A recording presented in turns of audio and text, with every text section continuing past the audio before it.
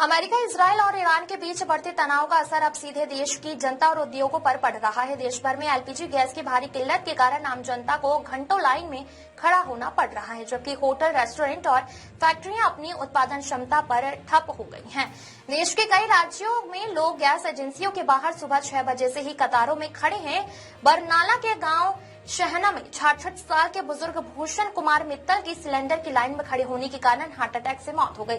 अमृतसर में agency manager और ग्राहकों के बीच झड़प हुई। वहीं लुधियाना में एक्टिवा सवार बदमाशों ने युवक से सिलेंडर छीन लिया। मोतिहारी, अररिया और दरभंगा में भी सिलेंडर के लिए लोगों में संघर्ष और धक्का मुक्की देखने को मिली। यूपी और बिहार में फैक्ट्रियों को गैस सप्लाई नहीं होने के कारण उद्योग ठप हैं। बुलंदशहर की 300 से 325 पोल्ट्री यूनिट में से 95% बंद है, जिससे 30,000 से अधिक वर्कर्स बेरोजगार हो गए हैं। केरल में लगभग 40% रेस्टोरेंट बंद होने के कगार पे है। भोपाल होटल एसोसिएशन के अनुसार शहर के 2000 होटल रेस्टोरेंट पिछले 4 दिनों में एक भी सिलेंडर नहीं प्राप्त कर सके।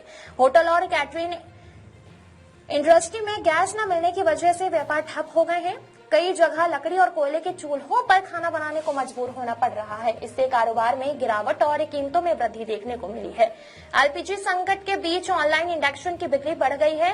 अमेजॉन सहित अन्य ई कॉमर्स प्लेटफॉर्म्स पर भी पिछले 4 दिनों में लगभग 5 लाख इंडक्शन की बिक्री हुई है। अकेले अमेजॉन पर 100 कंपनियों में से 70 का स्टॉक खत्म हो गया है। खाद्य और नागरिक आपूर्ति विभाग ने जिला स्तर पर कंट्रोल रूम और कमेटियों का गठन किया है। अधिकारियों को निर्देश दिए गए हैं कि घरेलू गैस वितरण व्यवस्था पर पानी नजर रखी जाए। दिल्ली और जयपुर में कांग्रेस कार्यकर्ताओं ने एलपीजी संकट के खिलाफ प्रदर्शन किया। दिल्ली में कार्यकर्ताओं ने अपने साथ ही मिट्टी के चूल्हे लेकर केंद्र सरकार की नीतियों का विरोध जताया। देश भर में एलपीजी संकट आम जनता, उद्योग और व्यापारियों के लिए तीव्र संकट का रूप ले चुका है। होटल, रेस्टोरेंट, हॉस्टल और फैक्ट्रियों की उत्पादन क्षमता प्रभावित है, जबकि सिलेंडरों की लंबी कतारें, जमाखोरी और काला बाजारी आम दृश्य बन गए हैं। विशेषज्ञों का कहना है कि यदि सप्लाई में जल्द सुधार नहीं हुआ तो यह संकट और भी गंभीर रूप ले सकता है।